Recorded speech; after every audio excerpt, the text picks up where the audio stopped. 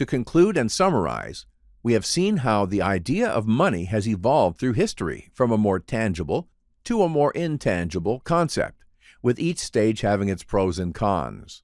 From barter trade, we moved to commodity money, through commodity-backed paper money, all of which have some intrinsic value, onto the fiat money we use now.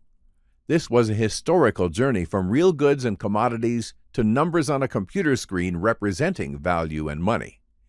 Throughout all these stages, we had an idea of value in our mind, but it has evolved hand in hand with our civilization and technology.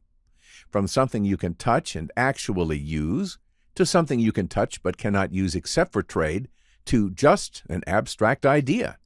As you can see, the form has changed, but the idea of value has always remained the same. And we represent and communicate this idea of value in terms of money. Good, because this abstraction of value brings us to the next evolutionary step, digital cryptocurrencies powered by blockchain technology. Similar to the fiat system, this form of money has value because people believe in it. But there is more to it than just a government promise. Promises made by people have been broken many times in history. Here we have solid science, mathematics, and computer hardware guaranteeing the blockchain works as expected. Next, we'll see how the technologies underpinning Bitcoin emerged and how they were put to work together. This technology mix enabled us to have digital money we can trust without the need for any central agents or middlemen.